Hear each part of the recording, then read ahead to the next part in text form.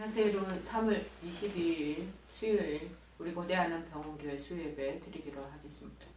먼저 말씀 듣기 전에 우리 다같이 신앙을 하나님 앞에 사두신경으로 고백하시겠습니다. 전능하사 천지를 만드신 하나님 아버지를 내가 믿사오며 그 외아들 우리 주 예수 그리스도를 믿사오니 이는 성령으로 잉태하사 동정녀 마리아에게 나시고 본디오 빌라도에게 고난을 받으사 십자가에 못 박혀 죽으시고 장사한 지 사흘 만에 죽은 자 가운데서 다시 살아나시며 하늘에 오르사 전능하신 하나님 우편에 앉아 계시다가 저리로서 산자와 죽은 자를 심판하러 오시리라. 성령을 믿사오며 거룩한 공예와 성도가 서로 교통하는 것과 죄를 사하여 주시는 것과 몸이 다시 사는 것과 영원히 사는 것을 믿사옵나이다. 아멘. 오늘 하나님께서 저희들에게 주시는 말씀은 구약성경 역대상 11장 1절에서 3절 말씀 보시겠습니다. 역대상 11장 1절에서 3절 말씀입니다. 저번주 수요일은 역대상 10장에서 10장 1절에서 6절까지 봤지만 오늘은 11장 거 이제 한 장 지나서 1절에서 3절 말씀 보시겠습니다. 페이지 수로는 626쪽입니다. 626쪽. 다 찾으신 줄 알고 제가 봉독해 드리겠습니다. 온 이스라엘이 헤브론에 모여 다윗을 보고 이르되 우리는 왕에 가까운 혈족이니이다. 전에 곧 사울이 왕이 되었을 때에도 이스라엘을 거느리고 출입하게 한 자가 왕이시었고 왕의 하나님 여호와께서도 왕에게 말씀하시기를 내가 내 백성 이스라엘 목자가 되며 내 백성 이스라엘의 주권자가 되리라 하셨나이다 하니라. 이에 이스라엘의 모든 장로가 헤브론에 있는 왕에게로 나아가니 헤브론에서 다윗이 그들과 여호와 앞에 언약을 맺음에 그들이 다윗에게 기름을 부어 이스라엘의 왕으로 삼으니 여호와께서 사무엘을 통하여 전하신 말씀대로 되었더라. 아멘. 오늘 주시는 말씀을 통해서 우리가 붙이는 제목은 다윗을 보면서 그렇게 삽시다. 아니면 다윗을 보면서 이렇게 삽시다. 라는 제목을 붙이겠습니다. 다윗을 보면서 컴온 이렇게 삽시다. 라는 제목입니다. 자, 다윗의 무엇을 보면서 이렇게 배워야 될까요? 오늘 본문 말씀을 통해서 우리가 알아보기로 하겠습니다. 오늘 본장에서부터 이 역대상의 중심 주제가 뭐냐면 다윗의 통치와 그 왕조가 시작된다는 것을 말하고자 합니다. 10장까지 초반전에 봤더니 사울이 어떻게 패하고 어떻게 그 가문이 멸망하는가를 지켜보면서 이제 다윗의 성성장관 시대가 열리게 되겠구나라는 것을 우리가 예측하게 되는 것입니다. 특기할 것은 이 사무엘 하에서 나타나는 역사적인 기록과 그 다음에 좀 다른 시각에서 다윗의 통치를 소개하고 있다는 사실을 우리가 기억해야 될 것입니다. 즉 오늘 이 역대서의 저자는 신정국가 곧 하나님 나라의 모델로서 다윗의 통치를 제시하기 위해서 다윗에 대해서 이 다윗이라는 인간에 대해서 지극히 긍정적인 관점에서만 그렇게 평가하면서 기록하고 있다는 사실입니다. 그래서 다윗이 왕이 되기 이전에 불행하거나 그 다음에 쫓겨다니는 막 어려운 시절이 있었잖아요. 어두운 과거에 대한 기록은 전혀 없습니다. 그것은 없이 곧바로 이제 다윗이 완전한 이스라엘의 왕으로서 기름 부음 받은 사실을 바로 소개하고 있는 것입니다. 이 내용은 사무엘상 5장 3절에도 똑같이 기록되어 있습니다. 심지어는 이제 다윗이 처음 왕이 됐잖아요. 처음 왕이 돼서 헤브론이라는 땅에서 한 7년간 다스린 사실조차 다 생략을 하고 온 백성의 지지 속에 통일 이스라엘의 왕이 된 기록 지금 오늘 본문에서부터 소개하고 있다는 것입니다. 그래서 이 본문에서는 다윗이 왕위에 오를 수 있었던 큰 세 가지 조건이 보이는데 그것을 지금 말씀하고 있는 것입니다. 무엇이냐? 첫째 1절에서 소개한 바와 같이 다윗은 이스라엘의 혈통이었다라고 1절에서 언급합니다. 이것은 율법의 조항으로서 왕은 반드시 동족이어야만 했다는 것입니다. 이방인이 왕이 될 수는 없었죠. 신명기 17장 15절에도 언급하고 있기 때문입니다. 반드시 내 하나님 여호와께서 택하신 자를 내 위에 왕으로 세울 것이며 내 위에 왕을 세우려면 내 형제 중에서 한 사람을 할 것이요 내 형제가 아닌 타국인을 내 위에 세우지 말 것이며 라고 언급하고 있지 않겠습니까? 그래서 반드시 혈통의 그 가계의 흐름을 따라서 한 왕이 나타난다 라는 것을 조건으로 말하고 있고, 두 번째는 뭐냐, 2절에서 이스라엘을 거느려 출입하게 한 자다 그렇게 말하고 있습니다. 이스라엘을 거느리고 출입하게 한 자다.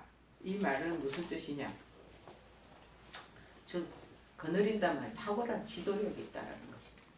여러분, 탁월한 지도력이 없는 사람은 이스라엘의 왕이 될 자격이 없는 거죠. 그만큼 거느려보고 거슬려보고 큰 그 테두리 안에서 이론적인 관리적인 입장, 어드미니스트레이트를 해봐야 된다는 것입니다. 그런 사람이 바로 왕으로 등극할 수 있다.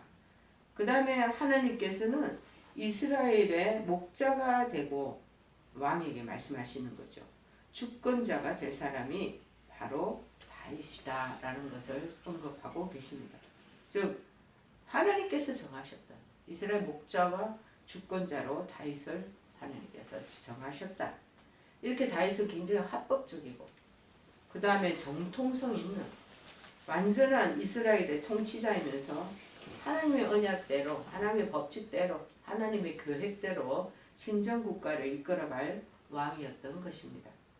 한편 그 당시 포로에서 막 귀환하여 불안하고 어려운 상황 속에 처해있던 이 백성에게 평화와 희망을 주는 왕으로서 다윗은 우리 믿음의 사람들에게도 평화와 소망을 주려는 하나님 나라의 영원한 왕 예수 그리스도를 예표하고 있다라고 우리가 볼 수 있습니다.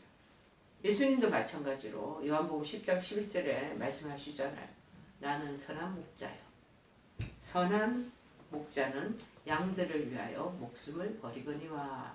근데 이 다윗도 이제 신정국가 시대에는 구약 시대에 그 당시 예수 그리스도를 예표하는 모습으로 하나님께서 목자로 세우시고 주권자로 하나님께서 선정을 하셨다는 것입니다.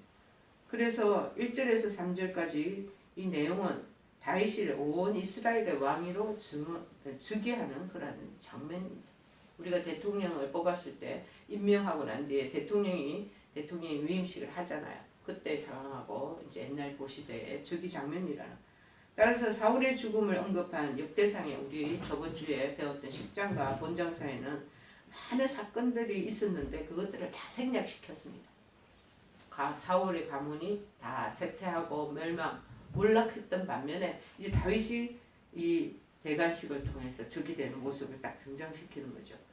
이처럼 많은 사건들을 있었는 그 내용을 다 생략시키고 다윗 왕조의 역사를 기록하는 시도를 다윗이 통일된 이스라엘 왕국의 왕으로 즉위하는 장면부터 언급한 것은 뭐냐? 다 이제 여기에도 뜻이 있는 것이 다윗 왕조의 탁월성을 부각시키기 위함이라는 것입니다. 여러 부찬 그런 어려움과 고난의 시기 이런 거 다 생략해버리고 바로 이제 왕으로 딱 즉위되고 대관식을 치르는 장면을 지금 우리에게 보여주고 있습니다. 이러한 사실은 다윗 왕조의 부정적인 면들이 모두 명적을 뒤로 다 비하인드 내려놓고 긍정적인 시각에 이것을 보라라고 하면서 부각시킨 거 소개시키고 있다는 점에서 우리가 유추하고 짐작할 수가 있는 거죠. 그래서 온 이스라엘이 헤브론에 다 모여 있는 거예요. 이 언약 공동체로서 이스라엘 전체를 가리키는 그런 표현이죠. 다윗이 온 이스라엘 왕위로 즉위한 사실부터 언급하는 거죠. 그래서 왕의 고륙이 있다. 이렇게 왕에 가까운 혈족이다. 여기는 혈족이라고 그러고 다른 성경에 보니까도 고륙이다. 여기서 고륙이라는 것은 뭐냐? 뼈와 살이라는 것입니다. 한 핏줄로 맺어진 그런 사인임을 나타내는 간용어예요. 그래서 2, 3절에 사울이 이스라엘 왕으로 삼으니 여호와께서 사무엘로 전하신 말씀대로 되었더라. 이스라엘 모든 지파가 이제 헤브론에 다 모여서 다윗을 온 이스라엘의 왕으로 추대하는 그런 장면인데, 즉 이스라엘 사람들은 그들의 군대 장관의 아브넬과 왕 이스보셋이 피살이 됩니다. 죽임을 당하게 되자 이를 원만하게 나중에 다윗이 수습하게 되죠. 수습한 다윗을 이스라엘의 모든 장로가 다 이제 군중의 앞자리에 앉아 계시는 거예요. 참석한 가운데 전 이스라엘 왕으로 추대하는 그러한 합법적인 절차를 진행하고 있습니다.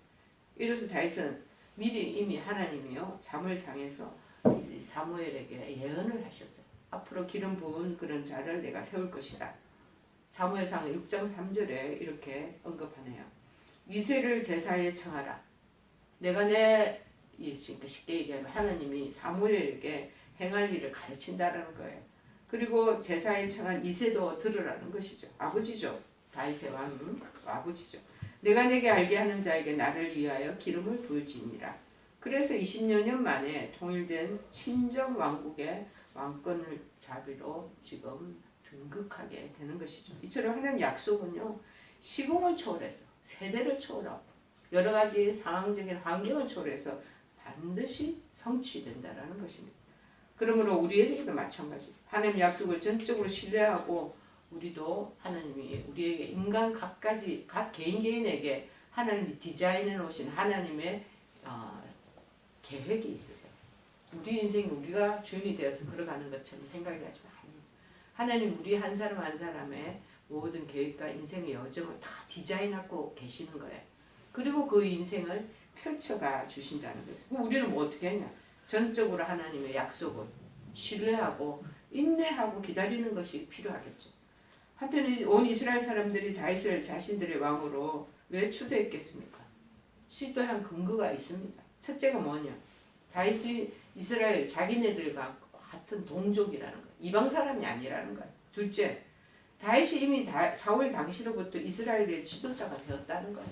그래서 미리 이스라엘 사람들을 다 거느리고 그래서 그들과 출입하게 됐다 하는 그런 언어적인 표현을 통해서 우리가 짐작할 수 있는 거죠. 셋째는 뭐냐? 제일 중요하죠. 하나님께서 다윗을 왕으로 택하셨다라는 것입니다. 이 가운데 첫째와 이 셋째는 신정왕국의 왕이 될 자의 구비 조건을 여기서 말하고 있습니다. 신명기 17장 15절에 말하면 반드시 내 하나님 여호와께서 택하신 자를 하나님 여호와께서 택하셔야 돼요. 그래서 내 위에 왕으로 세울 것이며 내 위에 왕을 세우려면 네 형제 중에서 한 사람을 할 것이야. 그러니까 네 이스라엘 백성, 네 고륙주 핏줄 사이에서 한 사람을 할 것이요. 내 형제 아닌 타국인을 내 위에 세우지 말 것이라. 이거하고 정확하게 구비 조건이 일치되지 않겠습니까? 셋째는 다윗이 그럼에도 불구하고 이스라엘 백성들이 지지를 안 받으면 아무 소용이 없잖아요.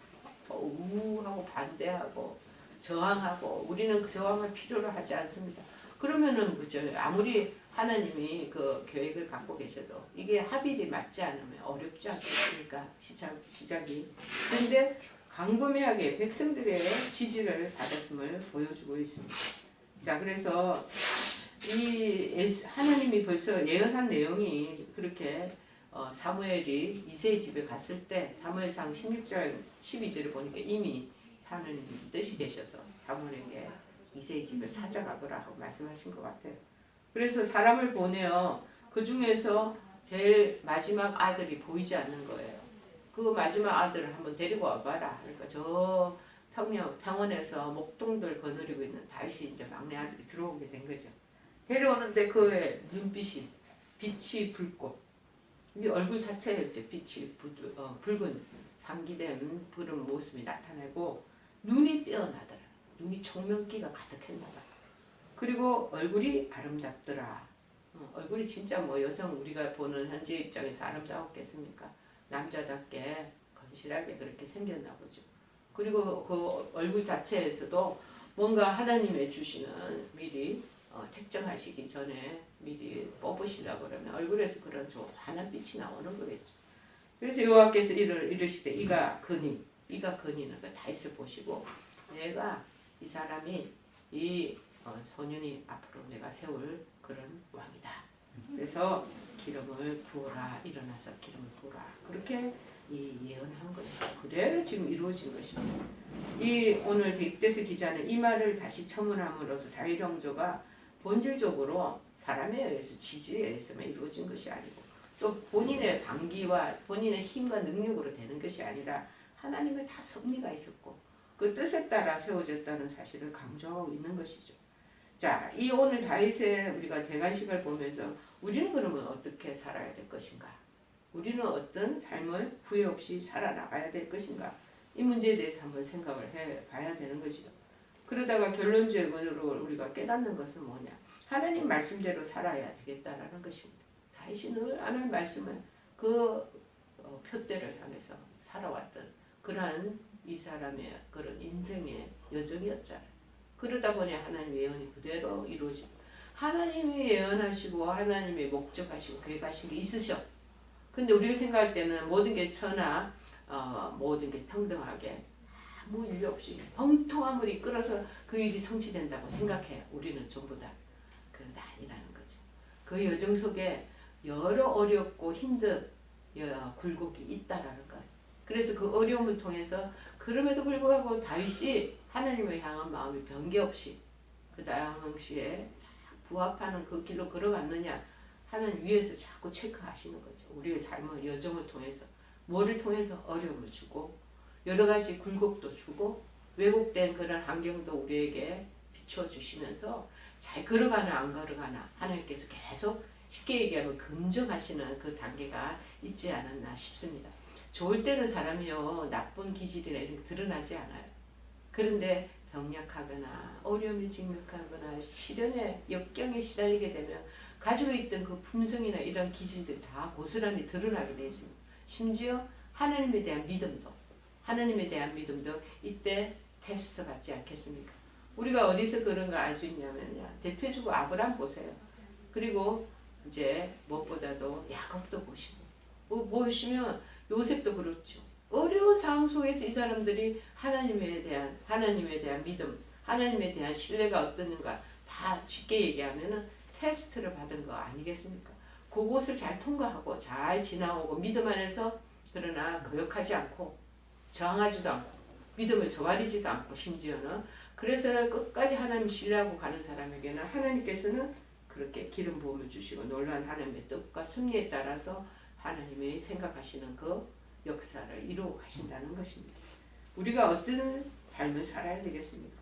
내 감정, 내 뜻, 내 생각은 하나님 앞에 결코 바로 세워질 수 없다는 것. 이것이 우리 뜻대로 한번 해보시면 많은 후회를 가져오게 될 수도 있고 많은 실패를 가져오기도 쉽습니다. 따라서 말씀이 영원히 변함없는 나의 삶의 시금석이 되어야 된다는 것이죠. 그렇게 오늘 본문에 나오는 다윗 왕의 이 대관식 장면을 통해서 하나님은 우리에게 너희들도 이렇게 살아라 하는 귀중한 말씀을 우리에게 전달해주고 계시지 않겠습니까? 첫째 뭐냐? 다윗은 말씀은 예언한 대로 반드시 성취된다는 것을 믿어야 된다. 그것을 믿고 살아가야 된다. 우리가 미래에 일어날 일을 어떻게 알겠습니까? 근데 마음속으로 믿음으로 그것을 내 지금 현재 가지고 와서 뭐 안에 10년 안에 장착시키고 뿌리를 내리고 지금은 이런 고달픈 시기가 있지만 하나님께서 나를 반드시 정말 주님의 뜻대로 하나님이 사용하실 거다. 하나님 나를 이끌어 가실 거다. 신뢰하는 마음이 있어야죠. 그 마음을 지금 아브라함도 그랬고 아브라함도 100년 만에 얻은 아들 아니에요 이삭은?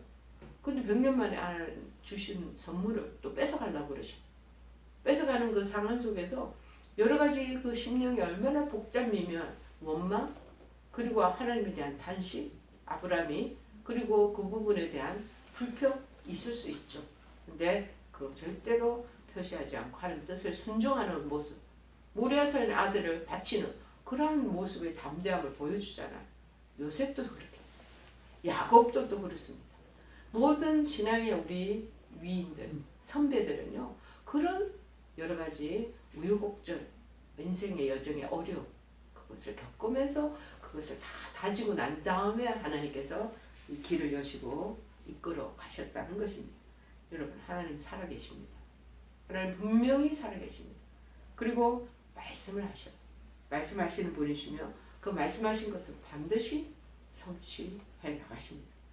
비록 어쩔 때 때가 더딜 때가 있어요. 우리가 생각하는 시점하고 타이밍하고 하나님이 생각하는 그 시점하고 틀려요. 자, 그러니 우리가 하나님 생각하시 그 시점하고 정말 우리가 다르다는 거 있다라는 것을 우리가 알아야 될 거죠. 그런데 중요한 건 말씀이 반드시 성취된다라는 본문을 통해서 우리가 이해할 수 있겠죠. 우리는 그거가 진짜 그럴까 안 그럴까 모르잖아요. 모르지만은 성경 말씀을 통하면 한 사람의 인생이 어떻게 되는가를 보면서 우리에게 그것을 반사시켜 빛을 봐야 되는 거예요. 그래서 성경이 중요하다는 거예요. 그래서 성경의 말씀이 우리에게 간접적인 하나님의 섭리와 뜻을 우리에게 말씀해 주시고 있다는 거예요. 다윗이 어릴 때 어땠습니까? 목독을 했잖아요. 그런데 이제 목독에서 왕으로 기름 부음 받는 놀라운 그 상황이 벌어지게 됩니다. 하나님께서 그를 당신이 택한 왕이라고 분명히 말씀하셨습니다. 사무엘상 16장 1절 2절에 말하는데 여호와께서 사무엘에게 이르시되 내가 이미 사울을 버렸다. 이스라엘 왕이 앞으로 되지 못하게 하겠거늘 네가 그를 위하여 언제까지 슬퍼하겠느냐. 자, 왕이 사울 왕이 왕으로서의 그 존립 기간에 있는 동안 옆에 사무엘을 늘 지켜봤어요. 그 사무엘은 이 사울이 지금 왕이 되어서 앞으로도 계속 그 왕자리를 존속시켜 나가야 되는데 그냥 죽음을 당하고 그 가족들이 멸절당하는 걸 지켜보니까 막 억장이 무너지는 거예요. 옆에 선지자로서 얼마나 마음이 정말 비참하게 되겠습니까? 야, 희망이 없어 보이지 않겠습니까? 왕이 이렇게 허무하게 이렇게 비참하게 죽어버리다니.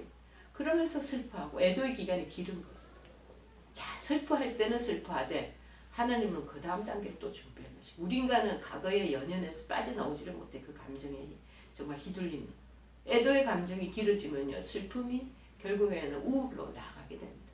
슬펐던 과거가 있고 과거에 여러 가지 흔적이 있다면 그 기간은 애도를 하고 그래서 빠져나와야 되는 것입니다. 그렇지 않고 계속 그 과거의 슬픔과 그 다음에 어려움과 시련에 머물러 있으면요 본인 자신이 항무지화되고요 피폐되어 버리는 것입니다. 하나님은 우리를 그렇게 만들어 놓지 않으셨어요. 슬퍼했던 기간을 하지 말라는 게 아니라 애도의 기간 충분히 하나님 주셔요. 그러나 그 다음 단계 우리가 생각지도 못하고 예측지 못한 하나님의 새로운 시나리오나 역사를 하나님께서 펼쳐놓고 가신다는 것을 볼 수 있어야 된다는 것입니다. 언제까지 네 슬퍼하고 있을래? 언제까지 허무한 감정에 비참한 그 감정에 네 빠져 있을래? 감정에서 올라오너라 하고 말씀하시는 거죠. 그러시면서 너는 뿔에 기름을 채워 가지고 가라. 머물러 있고 슬퍼하는 그 감정에 과거의 그 집착에 그 트라우마에 오래 있는 거 하나님 기뻐하셔. 일어나야 돼. 자, 다시 하나님께서 전진하기를 원하신다는 거예요. 뿔에 기름을 채워 가지고 와라. 내가 너를 베들레헴 사람 이새에게로 보내리니 이는 내가 그의 아들 중에서 한 왕을 보았느니라 하신 하나님이 특정하신 거예요. 야, 이런 말씀이 그 당시에 바로 이루어지면 얼마나 좋겠습니까? 아, 사무엘이 너무나 기뻐요. 야, 한 왕이 몰락했는데 또 한 왕을 하나님께 세우셨구나. 아, 이렇게 이 기간이 짧으면 좋은데 20년이라는 세월이 또 기다림의 시간이 있다는 거예요. 우리에게도 마찬가지 기다림의 시간이 하나님 무엇을 준비해 놓는지 우리가 봐야 될 줄을 믿습니다. 20년 후에야 성취된 것을 오늘 본문 말씀 통해서 분명히 우리 보고 있지 않겠습니까? 우리가 하나님의 응답이요 그때그때 빠르게 즉각 나타나지 않는다는 것을 우리가 또한 알 수가 있습니다. 그때 지나가는 그 중간 기다림의 시간이 인고의 시간이 나도 나를 변화시키며 내가 나 안에서 성숙하게 되며 그리고 성장시키는 계기 하나님 그 모든 일은 왜 다 이것들이 강화되었던 것을 보시고 그 다음 단계로 스텝으로 하나님이 옮겨주시는 겁니다. 이래서 우리는 하나님 말씀은 반드시 성취된다는 것을 본문을 통해서 깨닫게 되는 거죠. 하나님은 신실하신 분이십니다. 그분은 하신 말씀을 반드시 이루어 가십니다. 그분의 말씀은 결코 우리 인간들처럼 헛되이 끝나고 헛되이 약속이 깨트려지는 것 아닙니다.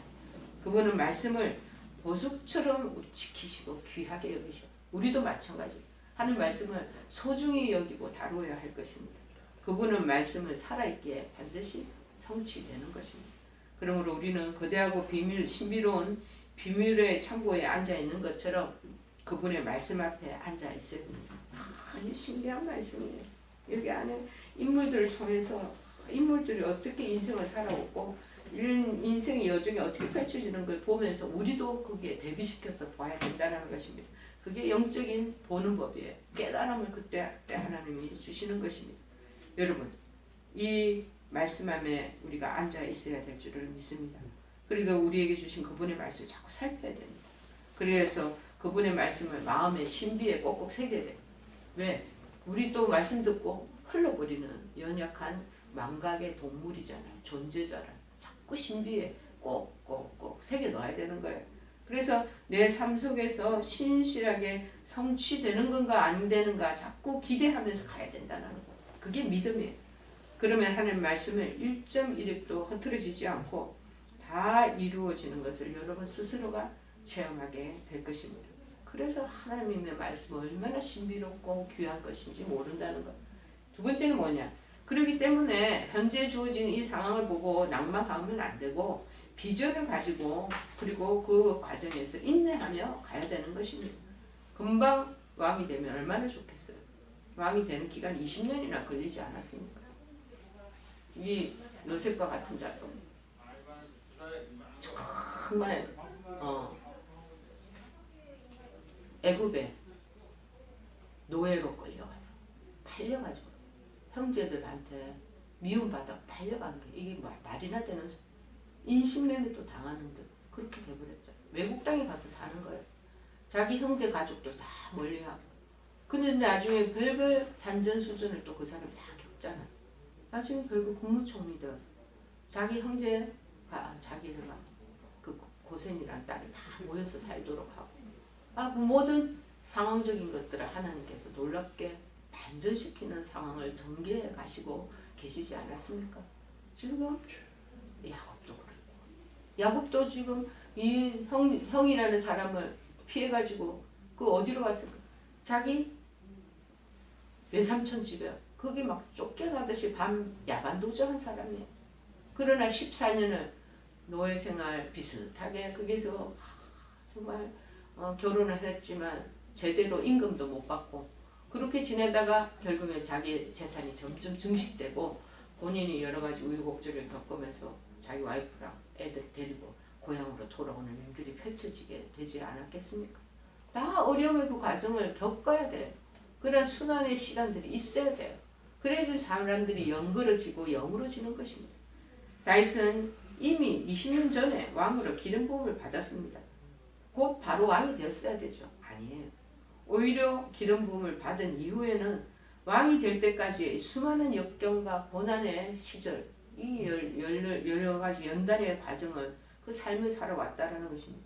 사울 왕에게 막 쫓기고 생명의 위협을 그냥 받으며 산과 들에서 쉽게 얘기하면 도망자 생활을 했다는 것이죠. 도망자. 한번 자기 고향에도 있지도 말고 여기저기 피신 다니고 어떨 때는 블레셋 안에 가서 미친 사람처럼 또 그렇게 또 연기도 하게 되고 막 그렇게 지내잖아요. 사실 다윗이 사울 안에 생명의 은인이 아니겠습니까? 블레셋과의 싸움에 골리앗을 물리쳐준 그런 영웅이었어요. 나라를 위기에서 구한 소년이었어요. 근데 사울 왕이 악신이들, 마귀가 사단이 들어가서 범민하면서 또 심지어 그렇게 범민할 때 초창기에는요 이 다윗이 또 음악을 잘했나 봐요. 연주도 잘했나 봐요. 그래서 수금을 막 띵 하다 보니까 그 안에 하나님 주신 영의 성령의 그 가마가 있어나서 그럴 때는 또 범민에서 벗어나서 다윗한테 또 좋은 대접을 해주다가 그 상황이 또 끝나면 다시 사단이 그 마음을 휘둘러가지고 마귀가 되어서 계속 다윗을 괴롭히잖아요. 그런데도 독한 시기심으로 다윗을 주기로 했지만 하나님께서는 결코 당신의 뜻을 이루어 가시는 것을 과정 속에 봅니다. 이런 사울왕을 향해서 다윗은 하나님께로부터 기름 부음 받은 자는 절대 대항하면 안 되고 봉해도 안 된다는 마음에 지침을 딱 가지면서 응대하지 않잖아. 정말 악은 악으로 대하지 않잖아. 선으로 악을 대하잖아. 참 고단수로 그렇게 대응하는 법을 보고 있을 수 있습니다. 자, 오직 하나님이 자기에게 약속하신 것 곧 자신이 왕이 되리라는 것을 사무엘을 통해서 듣잖아요. 굳게 믿었어. 마음의 신비에 꼭 새겼어. 그리고 그 약속을 자꾸 바라봐요. 약속을 바라보며 아주 어려운 속에서 당당하게 살았던 것 같습니다. 다윗은 하나님께서 심어주신 이 비전을 가지고 살았기에 고통 중에서도 20년 동안의 잠잠히 연단과 훈련의 과정을 거칠 수 있었던 것입니다. 그래서 드디어 그리해서 이제 타이밍이 됐어요. 하나님 때가 다다랐어요. 하나님 때가 와야 돼요. 때가 참에 고난을 통해서 더 연그러지고 알차졌잖아요. 다시. 그래서 이스라엘 왕으로 등극한 거예요. 하나님이 외모, 내모, 모든 영적인 거 다 하나님이 만들어 빚으셔서 왕으로 세울 때 얘가 정말 잘 왕으로 치료해 갈 수 있겠다. 인격적으로, 모든 성품적으로, 그 다음에 지도력으로 이렇게 할 때 딱 세워줘. 이쯤 우리에게 주신 말씀이 성취되기까지 고난이 있을 수 있습니다. 고난 중에도 하나님이 우리를 향한 비전을 가지고 자꾸 인내하고 버티고 견디면서 담대하게 살아가야 할 것입니다.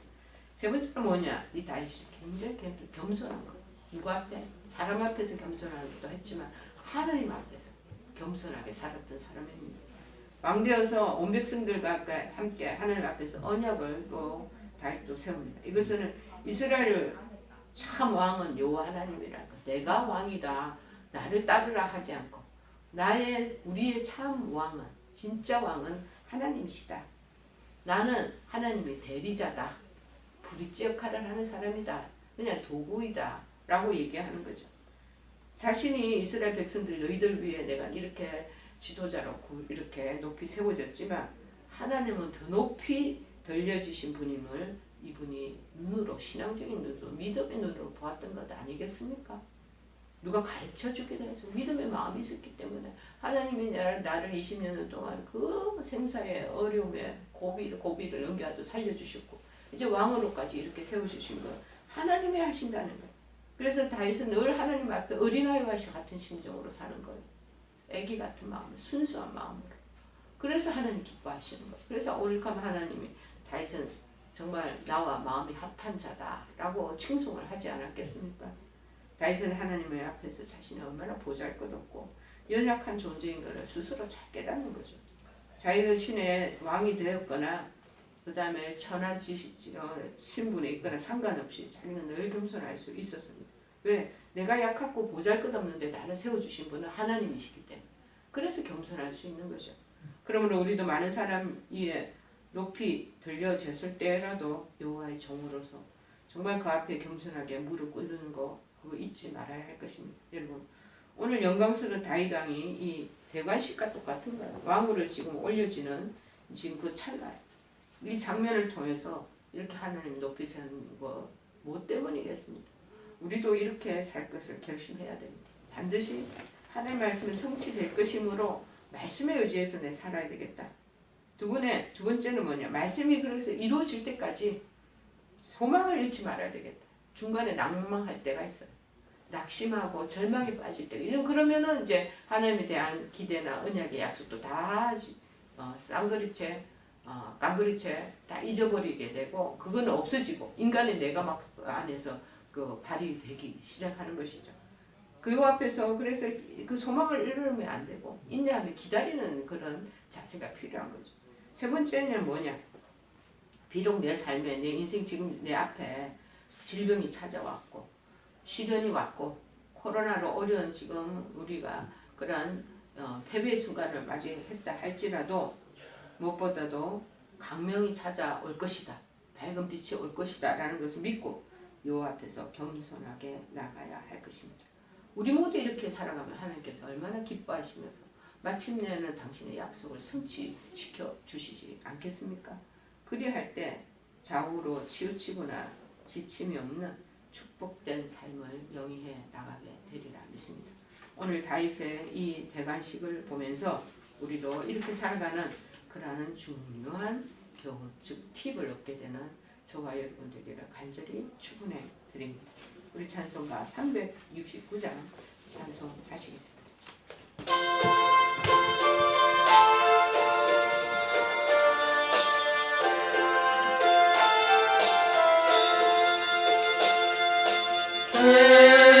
같은 우리 구주 어찌 좋은 친구인지 걱정 근심 무거운지 우리 주께 맡기세 주께 고함 없는 고로 복을 받지 못하네 사람들이 어찌하여 아랠 줄을 모를까 시험 걱정 모든 괴로 없는 사람 누군가 부질없이 낙심 말고 기도드려 아뢰세 이런 진실하신 친구 찾아볼 수 있을까 우리 약함 아시오니 어찌 아니하릴까 근심 걱정 무거운지 아니 진짜 누군가 피난처는 우리 예수 주께 기도드리세 세상 친구 멸시하고 너를 조롱하여도 예수 품에 안기어서 참된 위로받겠네 아멘. 우리 다 같이 주기도문으로 오늘 수요예배 마치겠습니다.